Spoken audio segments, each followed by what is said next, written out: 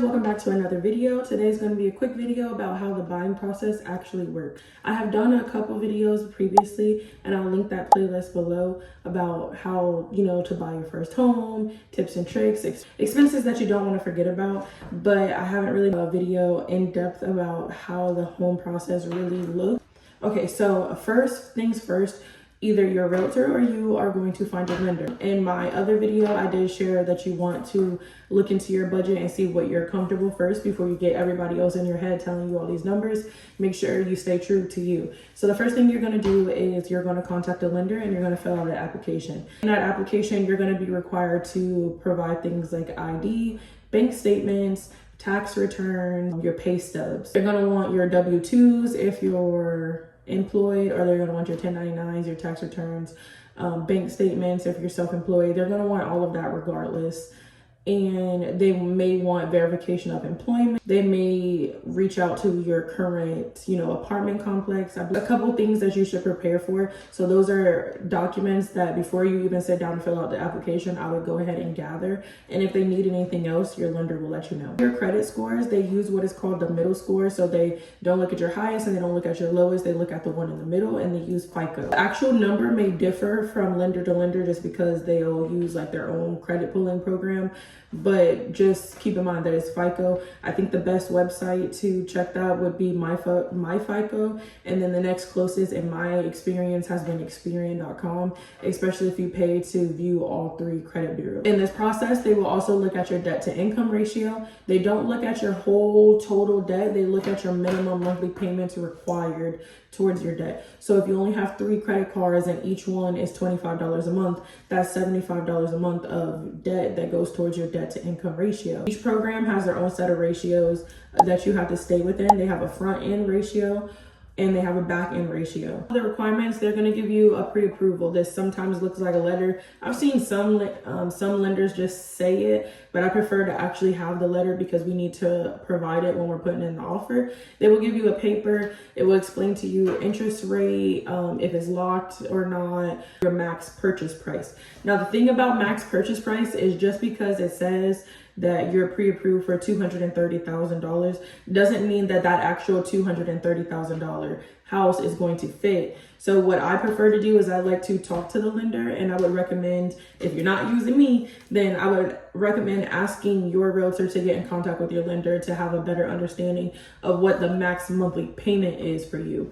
Because that, to me, that's more important than purchase price, especially in the Texas areas. Insurance and taxes plays a big part in the monthly payment. So sometimes that $230,000 house, the taxes can be $6,000 and it can skyrocket your monthly payment and you no longer qualify for that house. Or it's in a flood zone, or it's somewhere where they require, wind and hail insurance and things like that, and it skyrockets your payment. So now on a $230,000 house, the lender estimated that your payment might be $1,400 a month, but now it's $2,000 a month because of taxes and insurance. So that's something to make sure that you're keeping in mind, that it's not just about purchase price, but it's also about your taxes, your insurance, your HOA, everything. HOA can also throw off the DTI. Even though you don't pay it in your escrow anymore, you pay it separately. However, your HOA prefers it. They still calculate that into your payment when you're getting pre-approved to make sure you really can afford the house.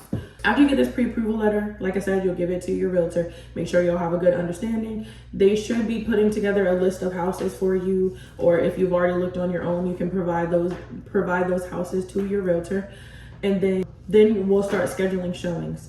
Now, at this point, we'll start scheduling showings. We'll start looking at places. It's really important to make sure you know what you want when you're going into this process, or it can become really overwhelming. So things that you do and don't like, sometimes you won't really know what you like or you don't like until you actually get into something, and then you're like, okay, yeah, I don't really like this. I thought I liked this detail, but I don't really like it. It looks like it gets dirty, anything like that. But you just want to make sure you know what you like when you're going into it so that it doesn't become overwhelming. Now, once you finally find a house that you like, you're going to put in an offer. An offer is basically a contract that says, hey, I want to buy this house for this much.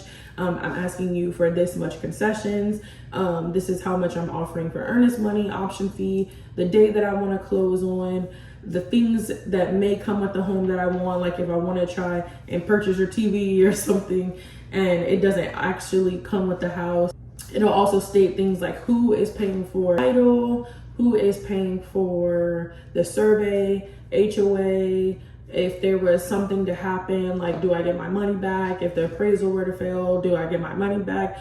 Like, or not fail, but if the appraisal was more than a certain amount, do I get my money back or do I lose my money? At what point can I back out of this contract? It just says a lot of those things, and you should really sit down with your realtor, have them walk you through exactly what you want to put in the contract and what they put in the contract. And if you still don't understand the contract, then I would have an attorney go ahead and explain it to you, because as realtors we cannot practice law. We can only give you factual information. So that means the information that you say that you want me to put in this contract, I can, but I cannot draft a contract myself. The contracts for us realtors are already drafted by attorneys and we just fill them in basically. Yeah, so realtor, good negotiating, finding the property, knowing the market, you know, but when it comes to really like legal things, then you can have an attorney. It's not, I don't know why people think that it's a bad thing to have both. I really don't think it's a bad thing to have both if you can afford it, just so that you feel extra protected and extra secure, because that is what we do. If we don't understand something, or we want to make sure that we're not putting you in a bad situation, we contact either our broker,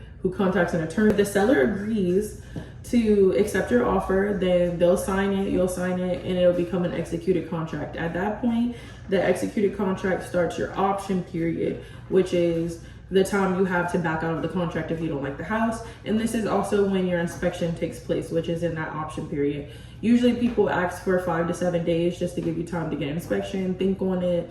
If something happens in the inspection report and you need to get something else, like structural engineer, some other things like mold inspections, like if you're hypersensitive to things like that, and you want to get all of those extra inspections done, then it gives you time to be able to do that. The thing about that is, yes, you are going to be putting money into this, and people don't quite understand, like, do I get my money back with inspections? And no, you don't, because this is a service that you're paying for, not the seller.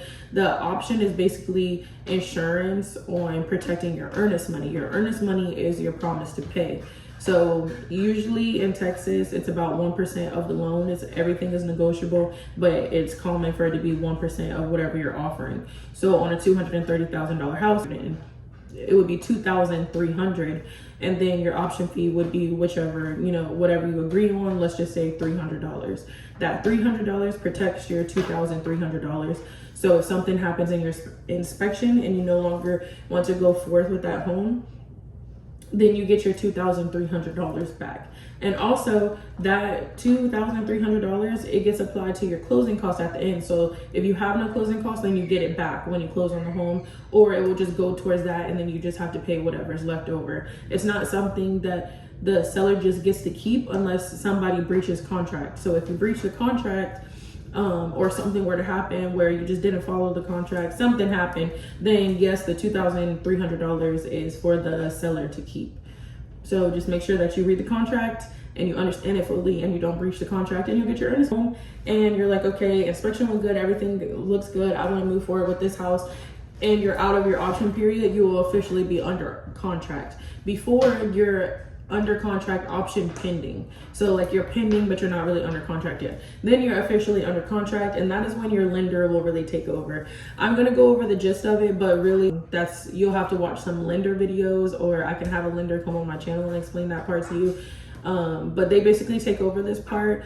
They will, you know, help you with the appraisal part. They're going to go through underwriting with you, which is like an extra strenuous part of the application process to make sure that you truly qualify. And those, sometimes with underwriting, there's things that may pop up like, hey, we need this, hey, you need to provide this. So it's just more paperwork. It's more just, you know, making sure that you actually qualify for this program. If the appraisal comes back lower than what you offered, you either have to pay the difference, or you have to get them to agree to come down in price. The good thing is if you're using like a third-party financing situation, or if you put it into the contract that if the house does not appraise, that you'll be able to back out, you'll get your earnest money back. But if you did not put that into the contract, you're either gonna have to pay the difference, or you can lose your earnest money. And sometimes it may be cheaper to lose it. It just really depends. All of it depends on your specific contract. So just make sure that you really read that thoroughly. After the appraisal and everything goes through, then they'll walk you through like the survey portion, your underwriting portion, and just like those nitty gritty things to make sure that your loan is ready. Basically what we're doing right now is working for a clear to close. A clear to close means that they have assessed everything, they're ready to fund the loan, and you can go close. Sometimes you're able to close early, sometimes you're not, sometimes it gets pushed back. It really just depends on a lot of factors. You get your clear to close, you will meet at a title company. Also in this process, not only will you be hearing from your realtor to explain things to you, to help you along the process, to schedule things. Sometimes I have my clients talk to title companies, talk to lenders, and then come back to me to re-explain everything, because maybe they understand how I explain it better than they might, I'm not sure. You'll also be in contact with, so you'll be in contact with a title company, you'll be in contact with a lender, you'll be in contact with your realtor, inspectors, everything like that. And then also with the appraisal, you do have to pay for that. Usually they'll either make you pay for it up front when it's time to do the appraisal, or they'll add it to your closing costs. And the lender is typically the one that picks the appraiser for you and sends them out, because the appraisal is for you, but it's really for the lender. So the title company can have you pick out a surveyor if you were to need a survey. Like if you're going new construction, they may already have a survey, so you don't need one. But if that, if the survey does not work for your loan or your lender, then they will have you get a survey. They'll also send you HOA information if you need that. They're also gonna, be sending you title commitment work and documents and things for you to look through. So just keep in mind, in this process, you get a lot of emails, you get a lot of calls, you get a lot of texts. And to me, it goes by fast when it's, when people are on top of everything and we can close in 21 to 30 days. But sometimes it can feel like it's dragging on when you keep getting calls every day, texts every day, somebody else needs this, somebody else. Once you get your clear to close, you're going to meet at the title company, where you're going to sign like a big stack of paper. It'll be your title documents and everything else that you need to close. So once you sign all of that, you're still not a homeowner until that loan has closed and funded, which means your lender has paid the other parties and dispersed all of the money, and they actually officially closed on the loan. Until that happens, and sometimes it's right away, it's already done, and title is just waiting for you to sign to disperse everything. And for the sellers to sign to disperse everything. Sometimes it's not done right away, or you have to wait a couple days. I had it before where we did like a closing on a Friday, and it was later in the day, and it didn't get funded until like Monday. And that is when you get your keys and you're closed and funded. I definitely recommend, changing your license as soon as possible with your new address and getting your homestead exemption filled out. This gives you a tax break so that your monthly payment can go down, because you get a little bit of help with your taxes. It'll make your taxes go down a bit. It saved us like $200 a month filing our homestead exemption, and you can't do this until after you close. To make this video, aside from the other video that I made that says, how to buy your first home, to actually go into depth about how the process actually looks, because I feel like we don't tell people how much paperwork you're going to have to fill out, and how many phone calls and how many emails and how much back and forth to the house you're going to be doing, with inspections. And you don't have to be there for the appraisal or the survey, but you will be back and forth for your final walkthrough. That's another thing that I forgot to get. You will have your final walkthrough before you close. It's usually the day before closing, the day of closing, or maybe 2 days before closing. This just makes sure that you still want the house. At this point, usually it's hard to back out, because you've already, missed your grace period, like the appraisal, the HOA, you've already missed this. But this just makes sure that the home is still in the condition that you decided to purchase it in. Because say it's not, and something happened, the house fell apart, there's holes in the walls and they weren't there for, somebody breached contract, and you may be able to get out of it, or they'll be required to fix it before you can close on the home. So it just depends. It's a whole negotiating thing. Your attorney and your realtor will help you with that part. But yeah, I just wanted to make this video because I feel like we forget to tell you about the paperwork. We forget to tell you about how much time it takes, and how it can be stressful. But if you have a good team, it's not supposed to be overly stressful. So I hope you guys enjoyed this video. If you have any more questions for me, please leave them in the comments below, and I'll see you guys in the next video.